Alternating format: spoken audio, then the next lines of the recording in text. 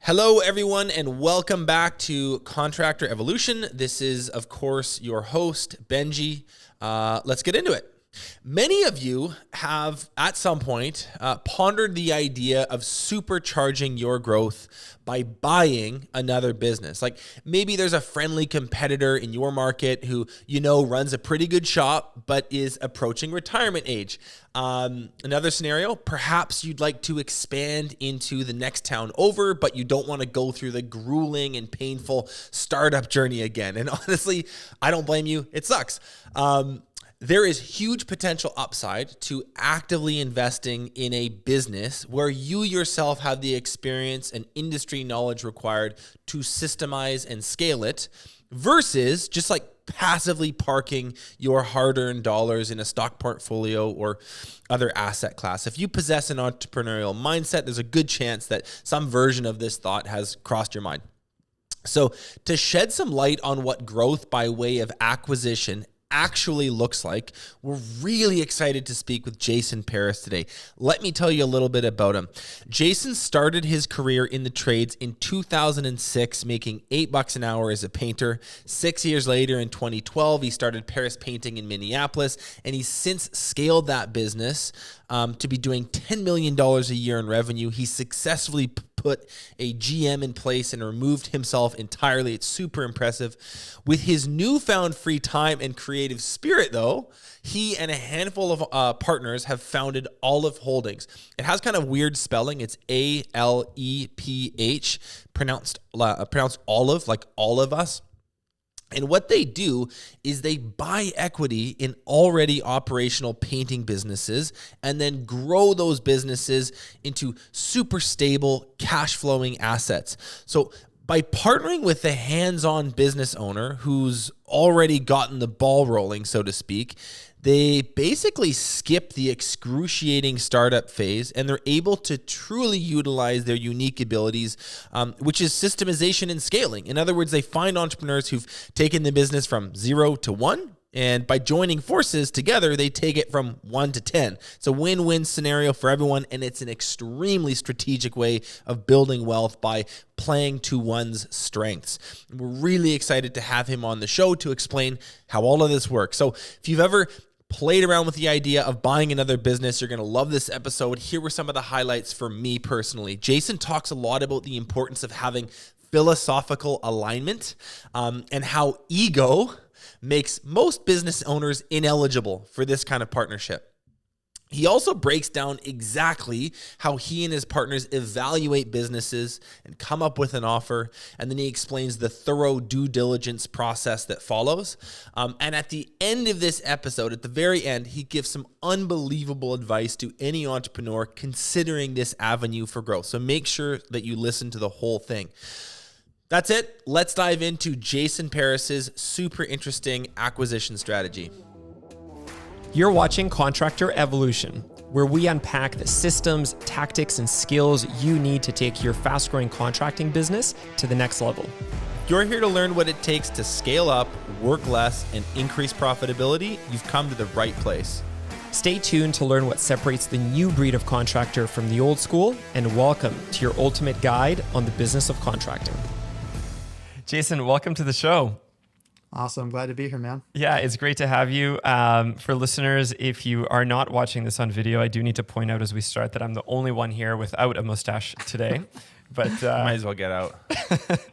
Just leave. Or get to work. Totally.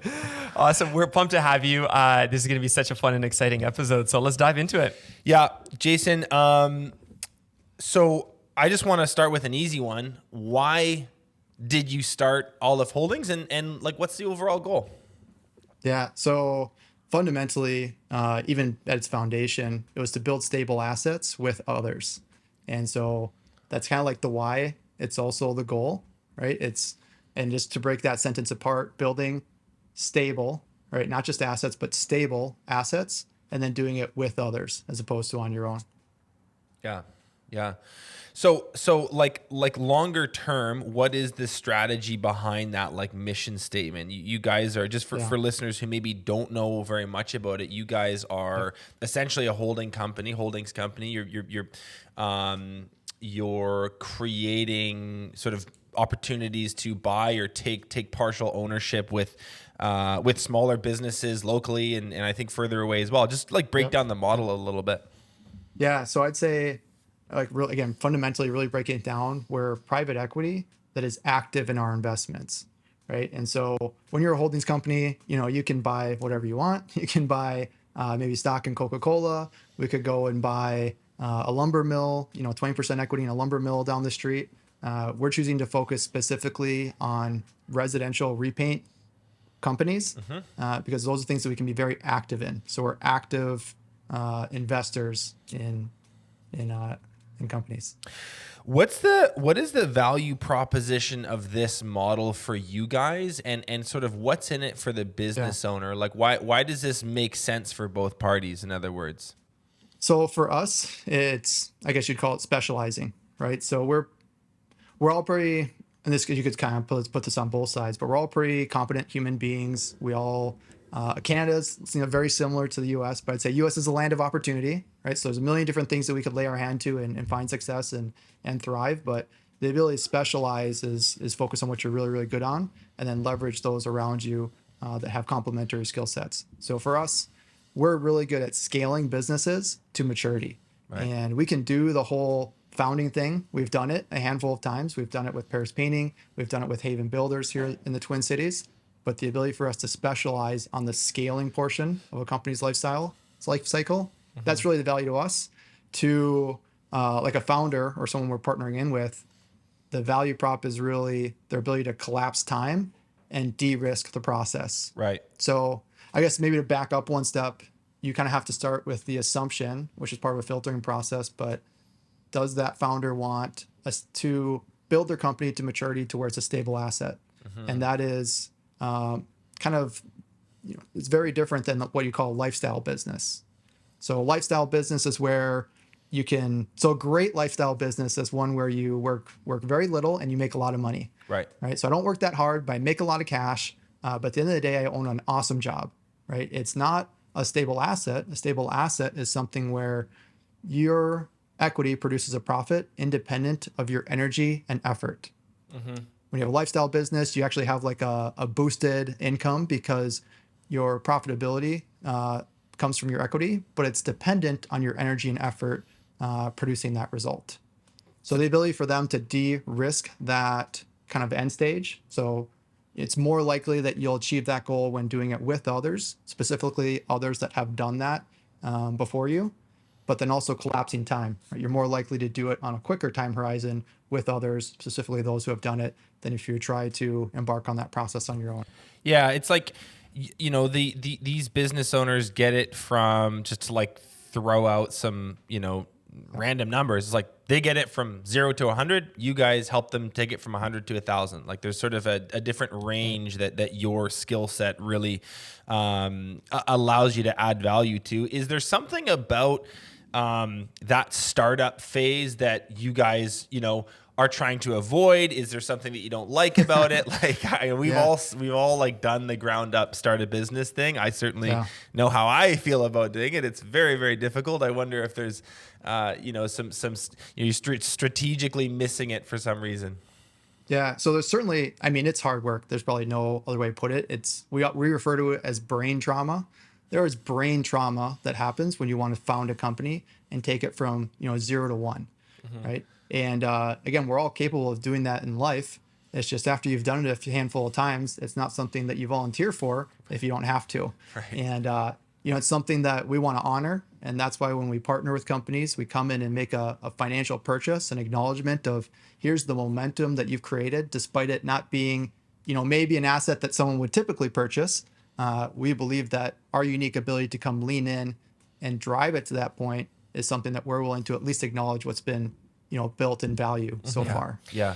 And sorry, quick question here, Jason. When you when you say like you guys take a fairly active role when you purchase a business, tell me a bit about like what do you guys as an organization do? Like what do you mean by the term active? What level of involvement do you have? Whether it's active operationally or like as a really in-depth advisor, what does your organization's role look like in one of these businesses after acquisition? That's a really good question. So I talked about at our core, we're private equity that's active in our investments. And so, we're trying to make good investments, and we believe that the best way for us to do that is to do something we have domain expertise in, where we can affect the outcome of our investment. So there's a number of different ways we can do that. I'd say kind of start from the paradigm of we're coming in as a minority investor, which means we're not going to run the company for the founder. Right. Right? If we were a majority owner, we would run the company for all the shareholders. But whoever the majority shareholder is, they're going to run the company. So we're in a sense taking that advisory role. But there's kind of a different layer then that adds on, where a lot of people aren't just asking for advice or the models or here's how you do it. They want someone to do it with them. Right. And that's the gap that we're trying to fill is typically if someone wants to be told how to do something, they're going to join BTA. Right. And then you guys have taken people and showed your numbers speak for yourselves as far as how you can bring people to success. There are some individuals who maybe they want to get to a separate tier, a different tier, or that model isn't.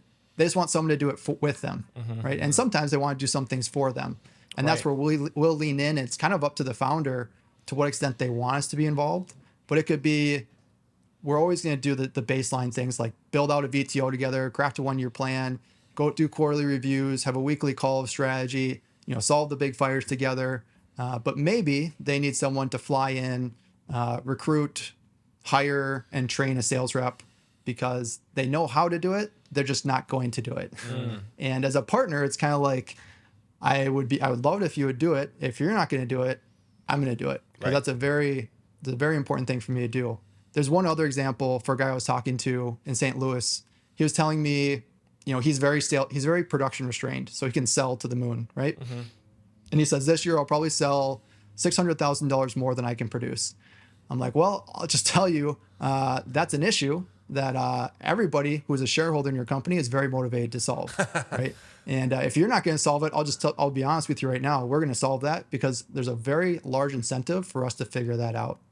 Yeah. So that's kind of like, I don't know if that answers your question. I think it does. I kind of described like philosophically, we come in as a minority partner, so we're not taking over full operational control. That remains, that's in the seat of the founder's hands. Yeah. But we are at their disposal to fill the gaps.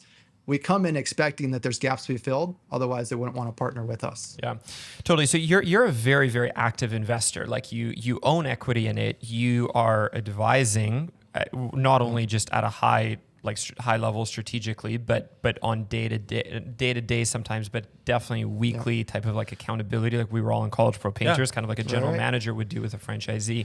We were holding accountability weekly, but as needed, you'll also dive in and roll up your sleeves and just make big moves happen when you need to unplug a restrainer. Oftentimes for the bet, it's kind of like if we step back as investors and look objectively at the business, we kind of look at it and say, here's the state of the state.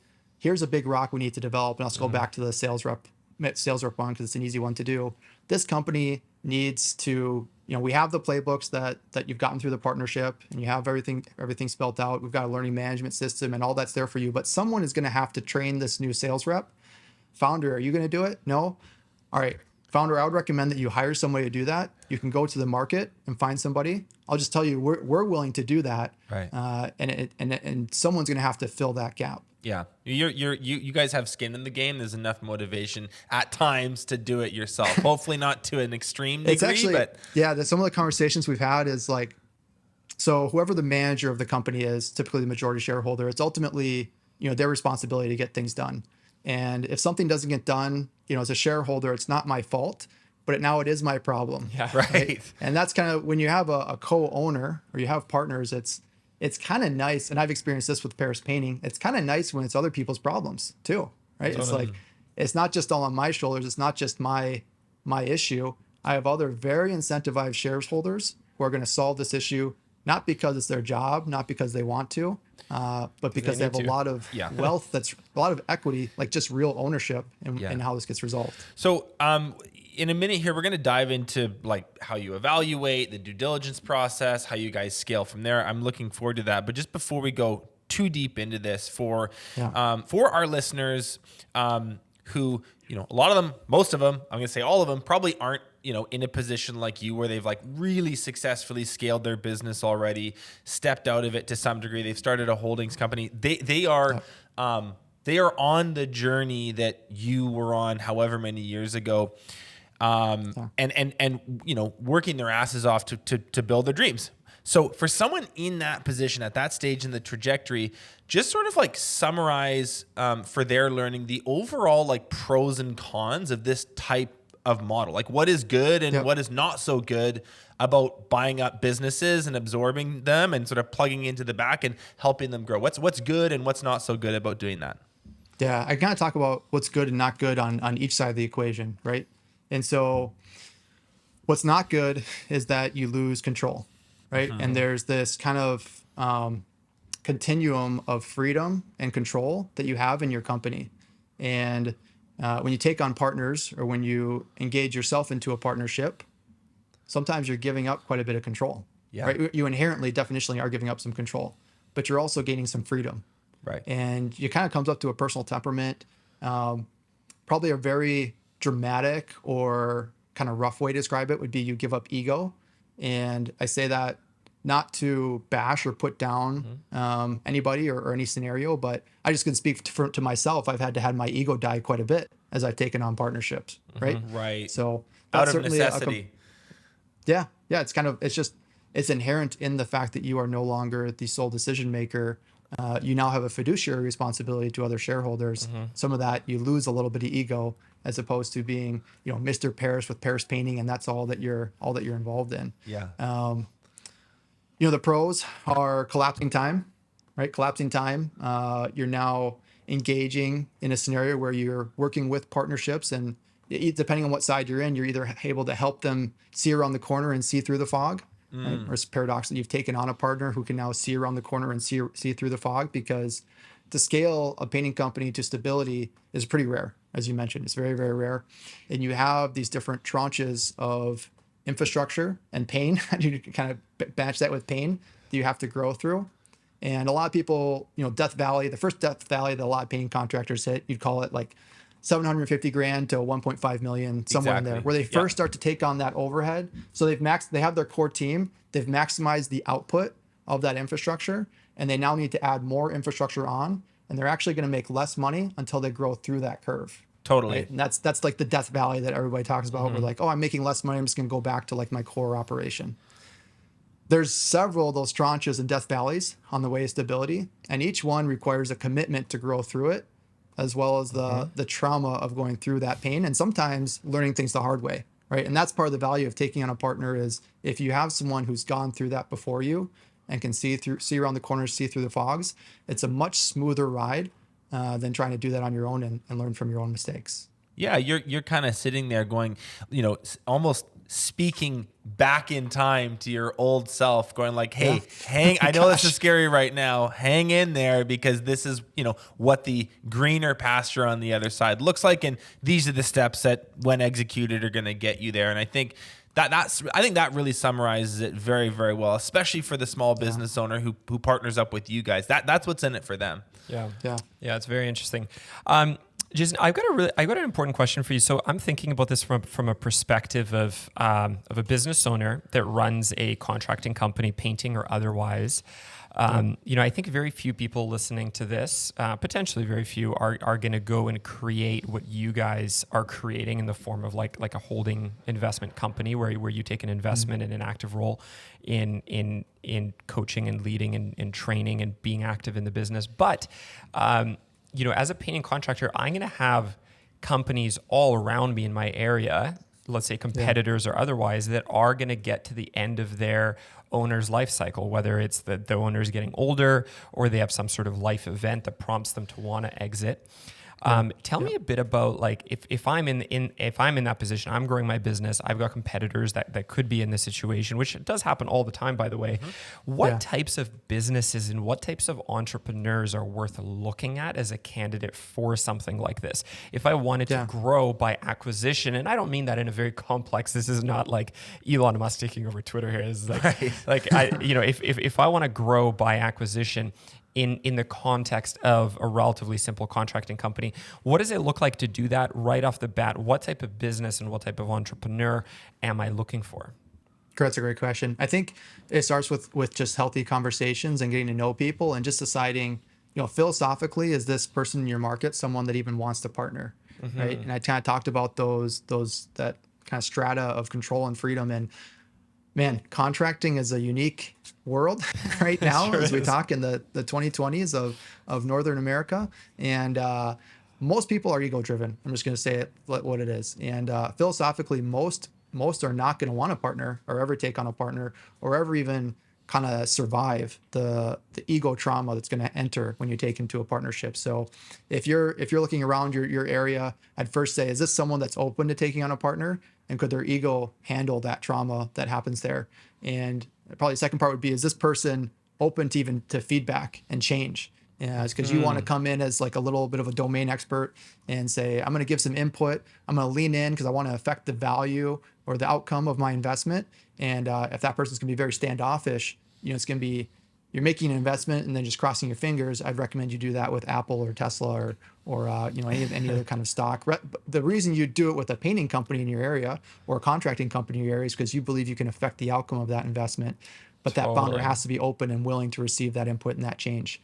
As far as what the types look like, there's kind of three that I've seen, and I'll just be very open book with you guys. We're very early on in our endeavors. We're probably 2 quarters into it, so I've actually been saying this exact line for the last 5 years, which is, if you want to talk about something in progress, talk to me now. If you want to be impressed, come back 6 months later. And but I say that every 6 months. So I would say the avatars right now is we have kind of someone who's on the upswing, right? But they're eager and they're hungry, right? And so there's someone that looks up to you in your area. They're gapped, as you would say. So they understand there's a gap between where they are and where they want to get to.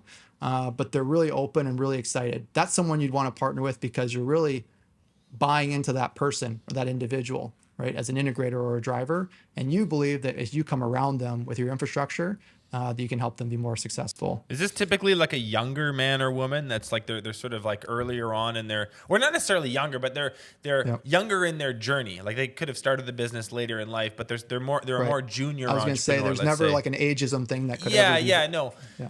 But it's kind of like early in the business cycle. So you could say like between years 0 and 3. So they've gone through some trauma, right? They've experienced the pain. If they have a spouse or a partner, that person has seen them go through that as well.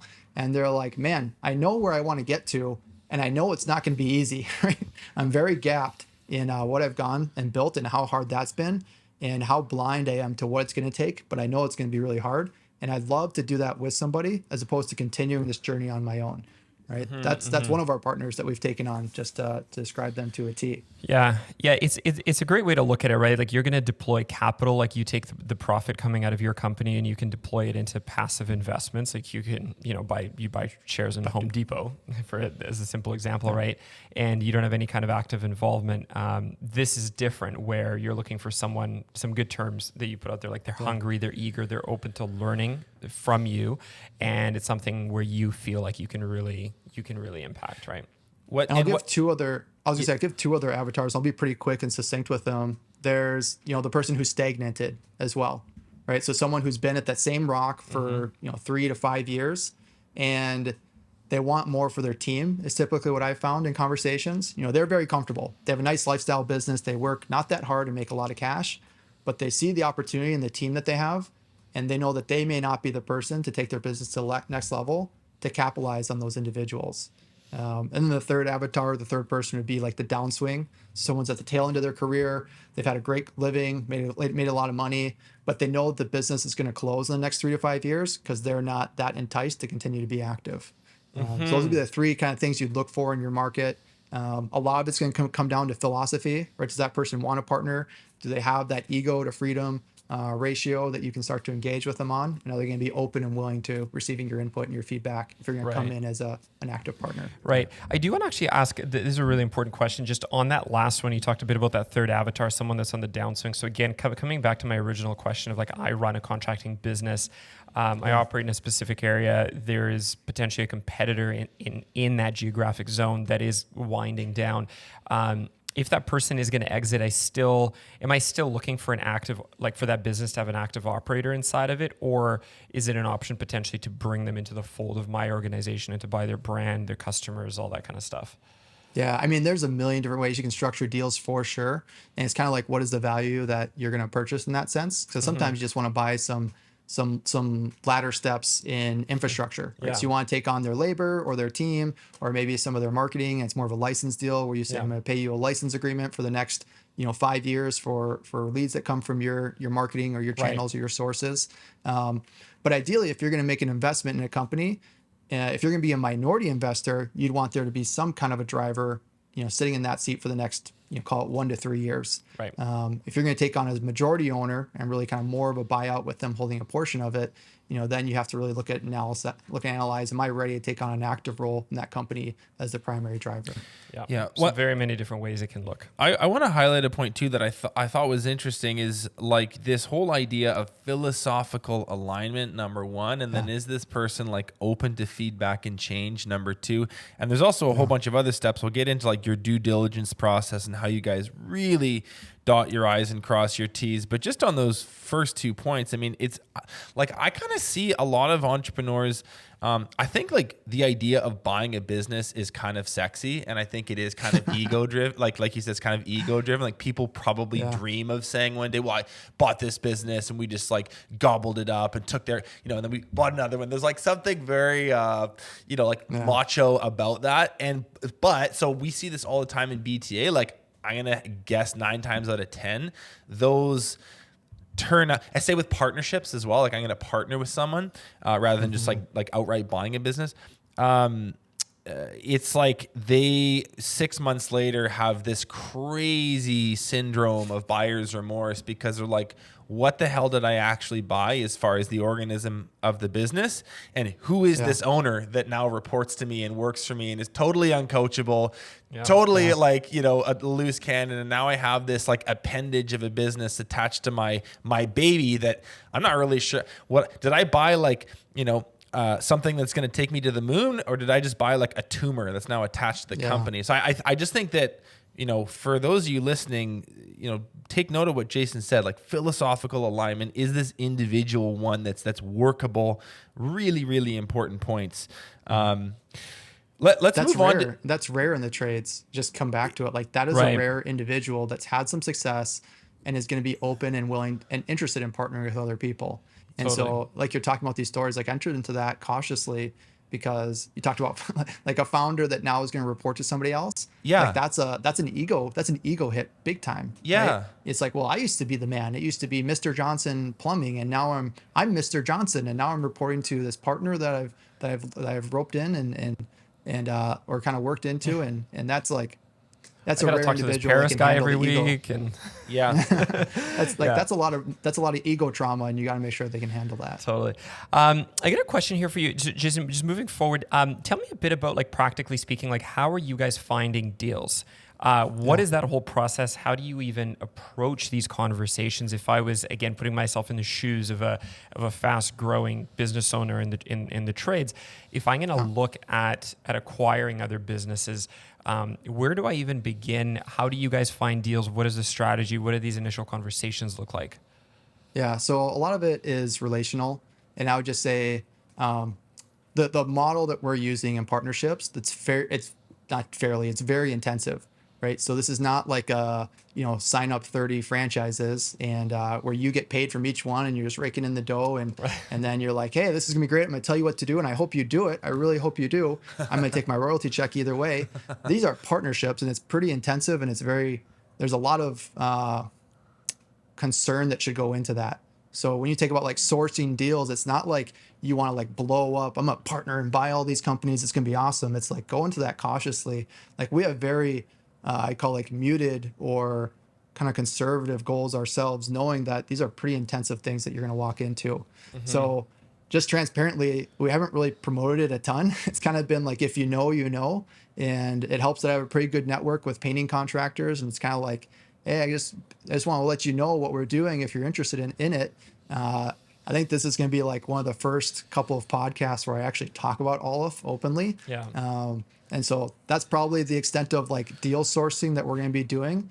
It's like, hey, it's almost, what's interesting about it's not really like a marketing or sales pitch concept. No. Because we're the ones that are paying in it. Yeah. And I want to speak carefully about franchising, because I think there are some great franchisors and people that are in franchising who have done well and they do some good things, but just the concept of how it's pitched is very different. It's not me receiving you a check pay from me somebody and versus like, the other you way. should really you should really partner with All Holdings, because our playbooks are great and you're going to write us a check and you're going to do so good with our processes and our systems and we're going to help you. And it's like, you sell, I mean, quite honestly, when I have a lot of these conversations, kind of like, you sell me. Like, why should Olive invest in your company? Why should we partner with you? Like, why do you think that you're a great company for us to partner with?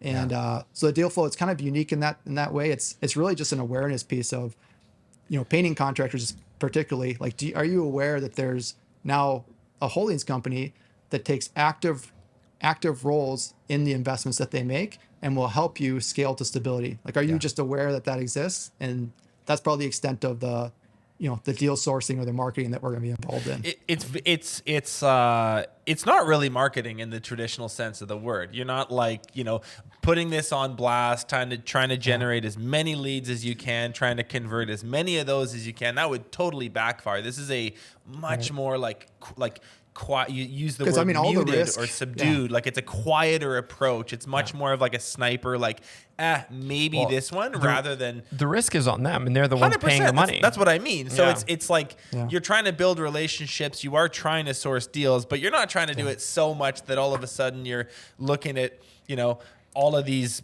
businesses you have no interest in, or even worse, making deals with them. So it's not marketing. It's some different sort of relationship building. But I'd say it's large. I mean, you guys are awesome. You're letting me do a podcast. This is super fun. Just like hanging out with you guys in general. But I think the deal sourcing really is just an awareness piece of, hey, do you guys know that there's private equity that takes active roles in their investments in residential repaint? Like, typically, you're never going to sell a minority portion of your painting company to anybody, right? Especially someone that's not going to come, and you get to keep majority ownership and full, and you're going to be a managed LLC, and you're the manager, and you get to have control. Like, that's typically not going to happen. Totally. If it ever did happen, it'd be at like an extreme discount of price, and it's like, yeah, Jason, it almost never happens. We had a really good guest on about 6 months ago, Kevin Shaw, the M&A guy, and I can't remember the statistic, but something like 99% of businesses do not transact for above zero. Like, most of them. And we're buying.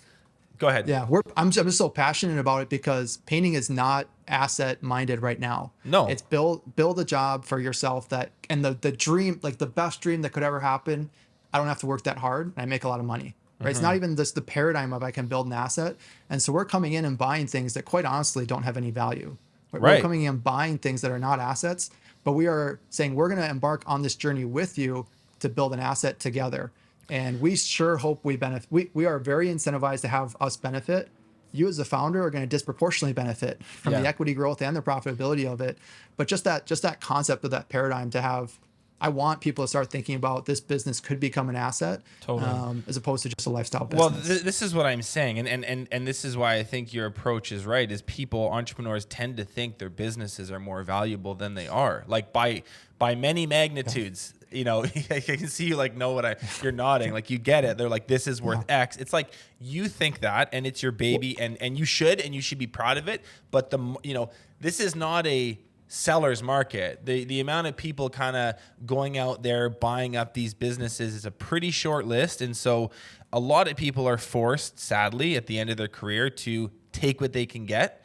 And I think what you guys are offering is a really, really, really neat value proposition for both. So that actually segues really well into my next question, which is just sort of like about the evaluation process. How do you guys evaluate these businesses? What are some really core elements you look for in terms of people, in terms of margins, in terms of infrastructure, in terms of strategy? Like, when you look at a business, what's the criteria that make you go, yeah, this looks pretty good, or not for us? Yeah. So I'll kind of bullet point this out. You kind of first have the founder themselves, right? So philosophically, do we align? Do they even want to take on a partner? Do they really know what they're asking for? And is this going to work out from a relationship standpoint? And the second part would be like their ethos, or value. You call it values. And the reason that one's important is I've done some due diligence and we've talked to a lot of companies, and there's some really interesting businesses out there where like, geez, I can see like if we came in and partnered, here's how we'd scale it and grow it together. But I'll be completely honest, it's just, I don't want that person in my life. And so part of that evaluation is this someone that you want in your life, right? This is a partnership. This is like, you're getting really yoked up. The next 3 to 5 years, it's like, there aren't too many people in your world that you're going to be connecting with more. And so it's kind of like, do I want this? Do I want to invite this either benefit or chaos bomb into my life?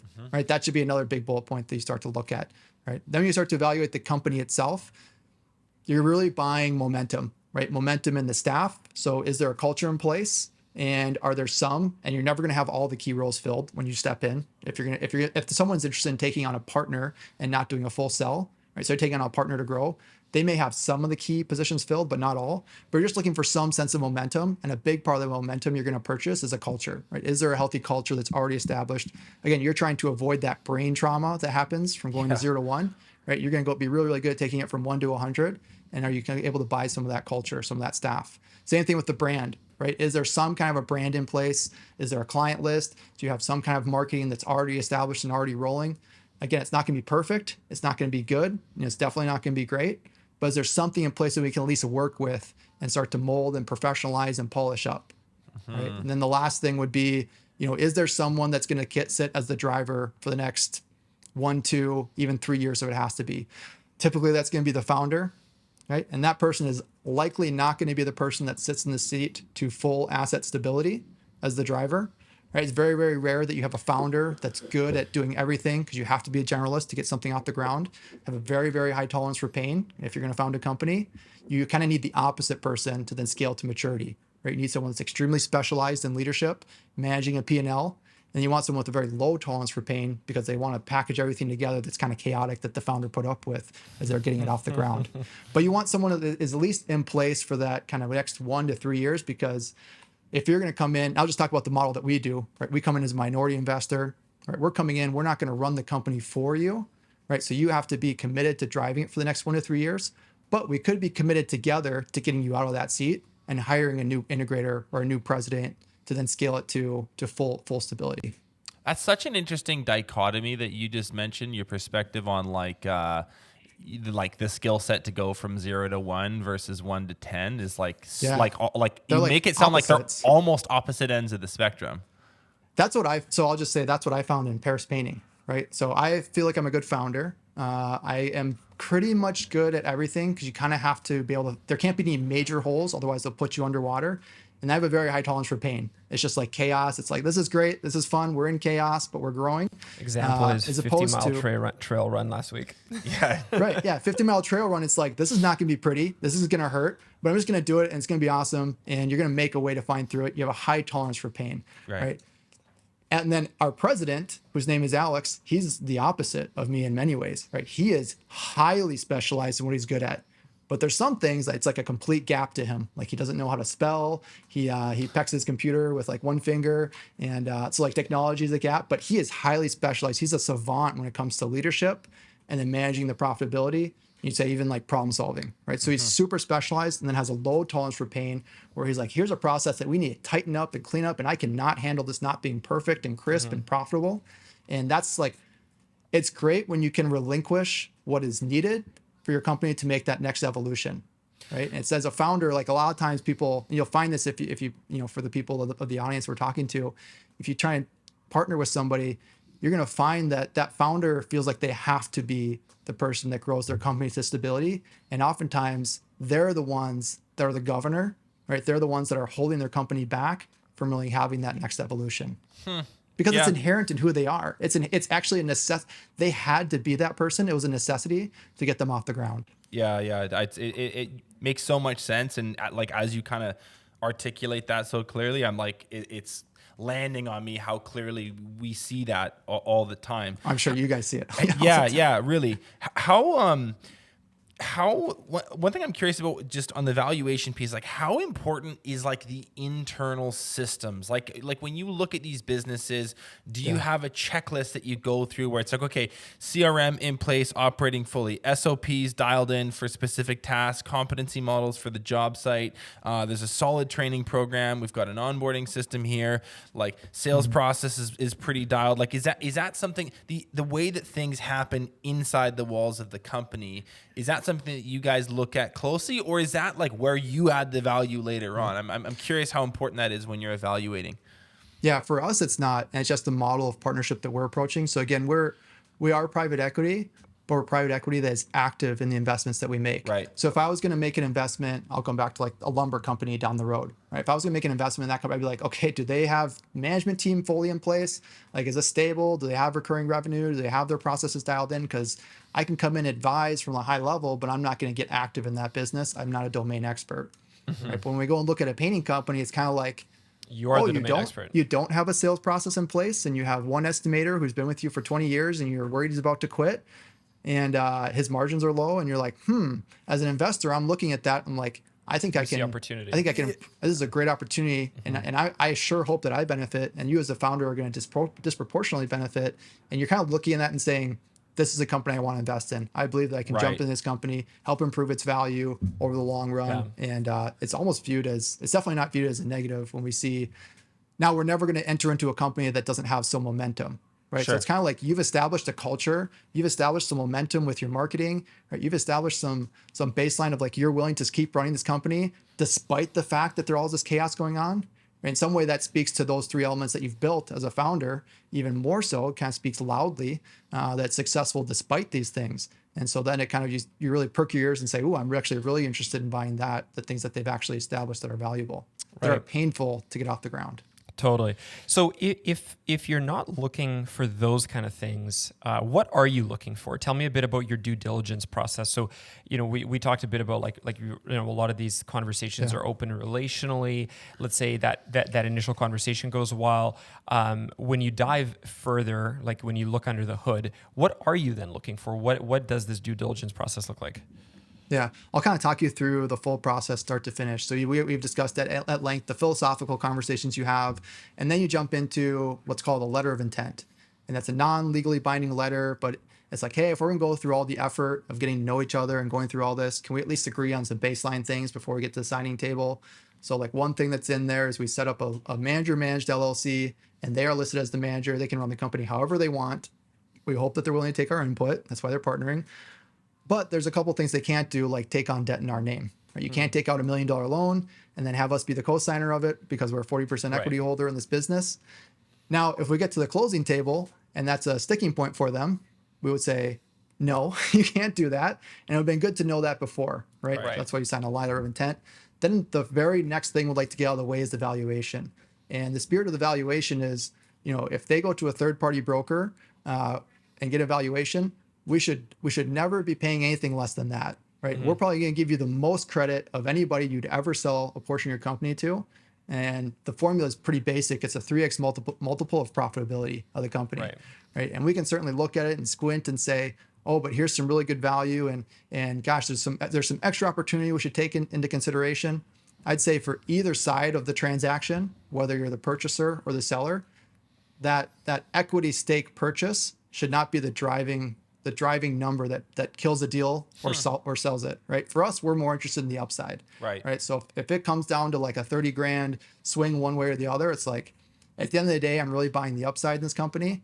I want to make sure I'm giving you the most credibility or the most generous offer I can without it being a pure donation. Yeah, because you're valuing. You're basically saying like, hey, we see and appreciate what you've done to build it to this point. No one should be valuing it more than we do, right? If you think about just conceptually, we were talking before the call about aligning incentives and how sometimes a moral hazard can creep in, and despite the good intentions of different actors, it's really the architecture or structure of the situation that can draw kind of bad outcomes. Yes, right. And this is a good architecture, a good structure to say, if you're ever going to sell a portion of your company, you should sell it to private equity that has a domain expertise in what you're trying to achieve and is willing to take an active role in your company. Right. That's like the best scenario for you to get the most value for your minority sell off. Because it's worth the most to them. Right. Yeah. Yep. Yeah, Yep. because they know as subject matter what they can do with experts, it. they know what they can do with Totally. it. Yeah, 100%. So it's about a 3x multiplier on like what the last 2-year average EBITDA. So yeah, so if you go to a business broker, they look at the last 3 years, average it out, and then multiply that by 3. Now, painting companies are weird. We also just got out of a weird COVID storm, and so we will always squint at it and say, what is the best offer that we can rationalize? Right. Without this being Without a pure it being donation. a donation. Yeah. Right. Totally. Because just to be open book from us too, it's kind of like, can we buy some goodwill with that founder and get them hyped and get them excited? And it's like, Sure. I mean, as opposed to you're kind never of going to grinding have them down to the last. Yeah. You're like, I mean, the last thing, I mean, again, from our standpoint, it's like we're in this, these are buy and hold scenarios, and we're interested in the equity growth and the profitability growth. So like, and the long-term relationship.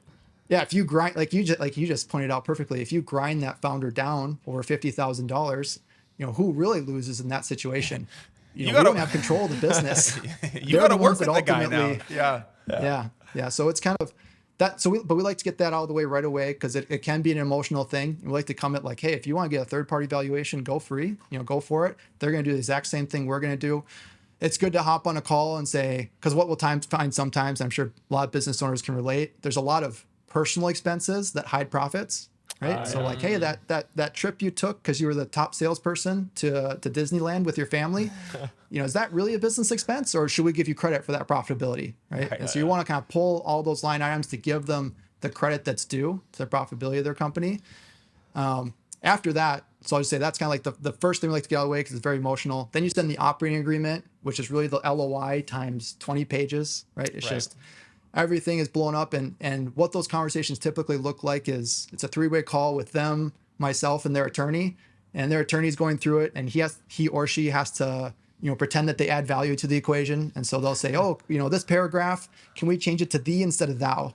I'm like, sure, as long as the paragraph still says that they can't take on debt. I know you guys are laughing. As long as the paragraph says that you can't take on debt in our name, write it however you want. I don't care as long as it says that. And then the attorney's like, yes, I'm very valuable. I'll redline this and change a few keywords. He's got to get paid. He's got to do something. He's got to get paid. And again, I'm all for that. Right? Let's do that. But those are typically how those calls go. Yep. From there, it's come visit us. Right? And if there's another decision holder, or decision maker, a spouse or a partner, come visit us. And I always tell people, you should come visit us to make sure that we're not a shell company and everything I post online is not photoshopped. Right. Mm-hmm. Just come visit us, see the team, meet the people, do like a partnership. We call it a partnership preview day.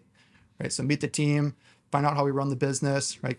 Peek behind the curtains a little bit, because we're going to do the same thing when we come to your business. Right. We're going to want to come see what you have going on, talk to your key people. There likely is going to be there will be a Q&A involved.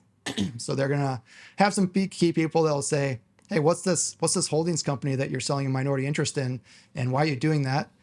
I'm gonna just clear my throat for a second, and we'll cut that in post production. Yeah. So the key is, I think, like, you've got people coming to visit you first, and then after that, then you really do your due diligence. But you've kind of opened up that relationship there so that you can go there now and have a really good due diligence session with them, right? And part of those meetings and those visits is just relational. It's to say, like, do you really want us in your life? And just to be open book, do we really want you in our lives? And a lot of it can happen remotely, and it can happen over emails back and forth, and the strategy and the planning and the due diligence. But a lot of this is relational. And it's like, let's just get some time together to get to know one another, and just make sure you see our hearts, see why we're doing this, see what we're passionate about. At the same time, I want to get to know you. Just make sure, do you really want to partner with us?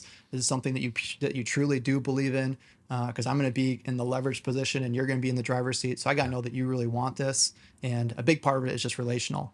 But us going down there to meet the team, a lot of that is a Q&A experience where it's, hey, what's going on? Why is this holdings company visiting us to potentially take a minority interest? And it's like, well, hey, here's what we've done. Here's our story. Here's what we're doing. And just so you know, we're interested in scaling this company to stability. And that means a lot of opportunities for the people in this room. People typically get pretty excited about that. And that's really what due diligence looks like, right? Then if we're all feeling good, we'll craft a plan together, decide an annual budget that includes the roles, goals, and comps of the key players, including the founders, sometimes for the first time, having a real job description, a real compensation plan. And then... that's a big one. And then if we're all feeling good, we sign the operating agreement. and then craft out what's the next 90 days of onboarding look like, right? Practically, what are the recruiting needs? What are the tasks that need to happen within the company? Who's doing what? But that's what the full due diligence process looks like. Yeah, this is a lot more beefed up than I met a guy at a paint store and I liked him and he's got a van and he wants out of his business, so I cut him a check for $30K and now I own this company. It's like that's typically, I think, the degree to which things are analyzed, and it's really helpful to just kind of hear you go through top to bottom. Well, philosophical alignment. Are they open to partnership? Let's have a valuation done. Let's craft a letter of intent, operating agreement, 2 visits. They come to you, you go to them. Build a VTO. I mean, this is a drawn out process with lots of getting to know each other opportunities along the way. Yeah, I just want to clarify one. I've got one kind of big question in that whole process. Yeah. It's such a well laid out explanation of how you guys do due diligence. Here's my one main question: when you get to the point of doing a visit into their business, right? So this is not the one where they come to you, but where you go to them. Give me like 1 or 2 examples of major red flags that you might see at that point. Like what are you looking for of like good or bad, and like specifically though, like what would make you put the deal on hold or cancel it right That's a great there? Question. Yeah, I'd say like honesty or transparency is probably be big. So if that is breached or broken, they've that's been a big painting red a flag. picture, and then you go there and you're like, whoa, what's going on here? Yeah, and I think I try and do a good job of this in our first philosophical call, which is we're not coming to this deal expecting that there are no skeletons in the closet, right? We're expecting for this to be a project, right? And that's why we're not coming in as dumb money, where you're just loaning cash and we're coming in as an active investor. And that honesty and that transparency piece, we're really vulnerable. We're very vulnerable in this equation. And so if we get out there and there's not honesty and there's not transparency, that's a red flag. It's really hard for us to move on in that scenario.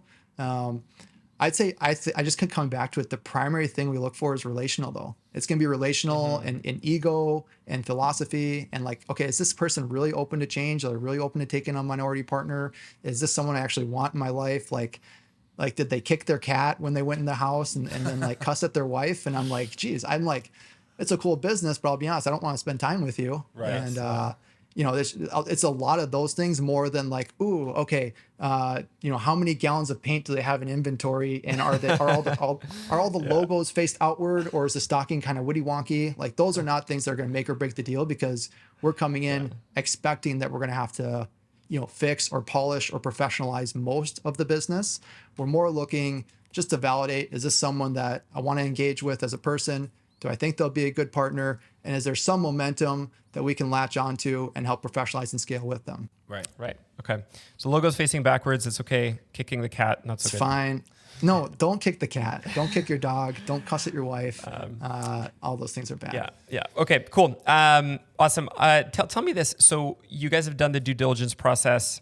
You've gone through the whole shebang. Looks really good. You feel like you can add a lot of value from a values and from like a personal values perspective. You're very aligned. You're rolling into it. You sign the final operating agreement. Typically, once you finalize the partnership, what are the systems, the strategies, the processes that you're typically implementing to scale up and to increase profits? That's a really good question. And I'll be open book. We're like a handful of partnerships into this. So in 6 months, I'd probably have like a full bell curve of like, here's what's normal and here's what's not outside normal. But I'd say in general, you can start with some basic principle things that I think are going to translate to all of our partnerships. And the first one is planning. And so we go off of the VTO model, or traction as it's called. Mm-hmm. And so building that kind of big picture VTO, are we all aligned on where the company's going to go, our values, our strengths, our weaknesses, the next 3-year, 5-year picture. And then what is our 1-year goals, the rocks, the developmental rocks we need to do, and then our annual budget, right? With the roles, goals, and comps, the annual spend, who's going to do each item that's tasked in the needs of the company for the year. So planning is in some ways a very underlooked part of running a profitable painting company. And that's one that we found pretty consistently that it's usually not completely absent, but like probably every element of a company that's going through adolescence, it's not to maturity, right? And so we come in and help bring that to maturity. And implementing our playbooks. So Paris Painting is an 8-figure painting company. It runs off of systems and processes that are through playbooks. And then we provide that to our partnerships, very open book. Here's something that we're actively using. And again, we really like this model of partnering because it's not, not to bash any other models, but it's not, here's a playbook that somebody wrote in the 90s, right? And no one ever actually used. You guys are, you're actively using it in your very right. serious So these are business, these are the actual playbooks that we hand to our employees, and our function leaders drive the business through to run a stable and profitable, very profitable company.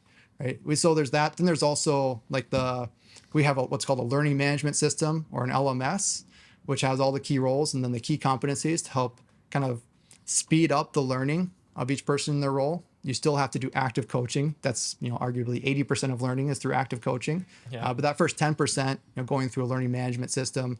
And then the last part would be our ERP, right? Our custom software. And so 4 years ago, Paris Painting, we were kind of looking at the landscape. And we said, I think we're going to go the custom route. That is a little bit more of like the things that I enjoy. So that's probably why we did it. And we did have this vision of a holdings company. So Paris Painting runs off of a custom ERP. We call it Wallogy because the genesis was this giant scheduling wall they used to have in the office that was like a physical wall. We turned into a digital wall because the ceilings couldn't get any more taller, so it couldn't grow the company anymore.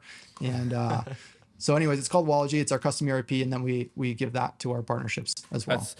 It's so interesting, man. Like, it's so, like, everything that you just ran through, might call it different things, but it's so similar to what we do with Breakthrough Academy. 100%. It's like literally like, okay, there's no clear strategic plan here for the long term. There's no annual budget. There's no quarterly rocks. Let's do that first.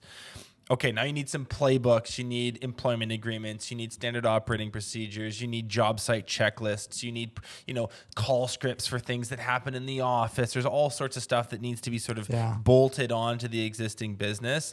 Then there's coaching that happens because they need skill development, and a learning management system helps with that. And then there's a software component too. Like, it's very, very, very aligned. It's just interesting. We've sort of come to completely different paths, come to roughly the same conclusions around what these businesses need to scale. So I'll just kind of maybe close on this question, which is, if someone's listening to this and they're driving in their truck or they're watching this on YouTube, wherever they are, and they're kind of thinking, man, this Jason guy's pretty smart. Sounds like a really interesting idea. I've not thought of that before, but now it's on my radar. What is your general advice to an entrepreneur who is playing around with the idea of buying another business? Yep. So we talked through quite a few good things, which are philosophy, ego, open to change. Is it something that you believe you can make an investment in, but then also affect the outcome of that investment? I would also say, a lot of partnerships fail because people are not architecting them in the correct way. So I keep coming back. It's probably one of my favorite things to think about. Isaac Asimov wrote a series called the Foundation series. And I read that a ton when I was a kid. And it's just this concept of like, there are things that you set in motion that they're going to have natural consequences and kind of an inevitable end to them. And a lot of partnerships get structured in a very unstable way.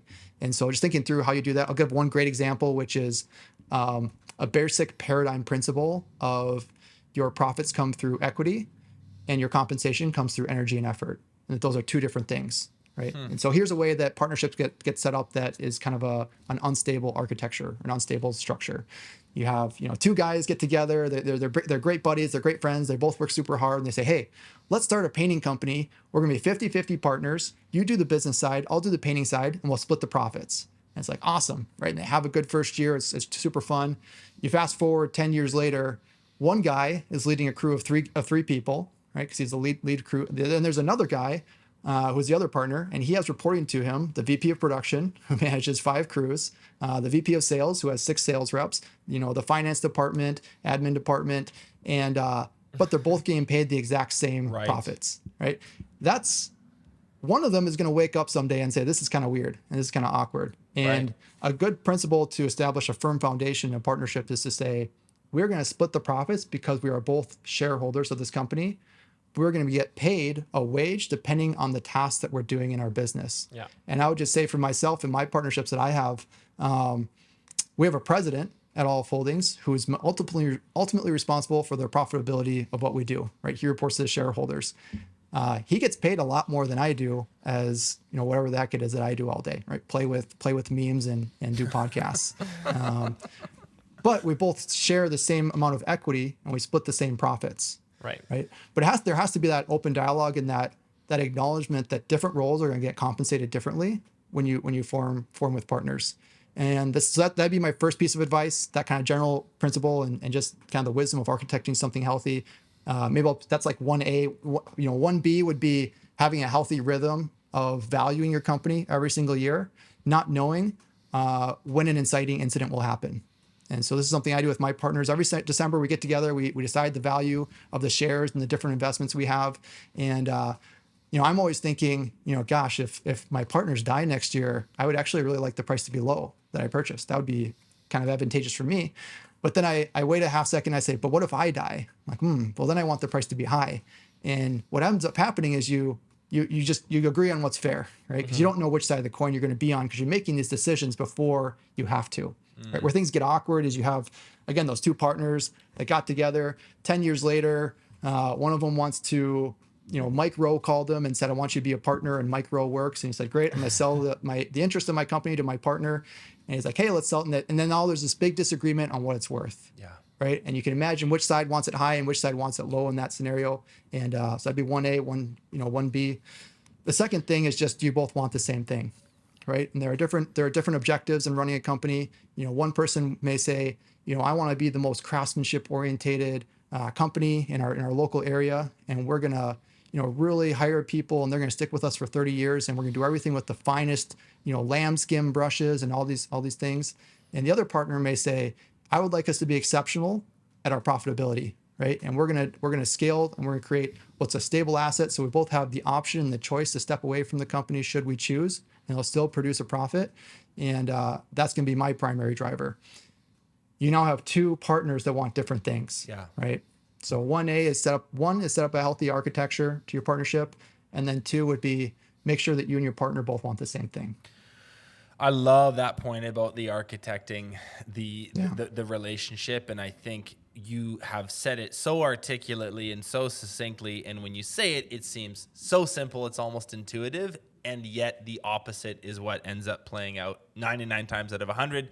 We see it like literally every month in BTA, that one where one partner's literally running a pretty sophisticated organization. The other one's running a crew. It's like, there's an imbalance here, given that we're both 50-50 owners. Yeah, it's because people aren't taught, right? Like so much of this stems just perfectly the way that Jason painted it, which is like, hey, like you like to paint, I like business, like we should do the thing, right? Yeah. But it comes down to the fact that a lot of people just aren't taught, and it's the same thing that they aren't taught how to build strategic plans, how to define roles and compensation structures and goals for different people. And I think that that's really the huge benefit of being able to be working with someone that has the foresight and the forethought of what is going to happen 2 steps ahead, 12 steps ahead.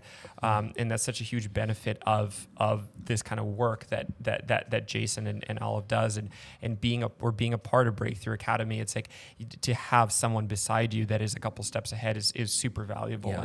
And on that note, Jason, it's just really cool, man. Like just in closing, the work that you guys do is so interesting because you not only make that financial investment into it, but you take that active role. Like it's easy for me to go out and buy, Facebook or Meta shares today, right? But to take an active investment role and to put work and my intellect behind the money is a whole other thing. So, what you guys do is amazing. That's really cool, man.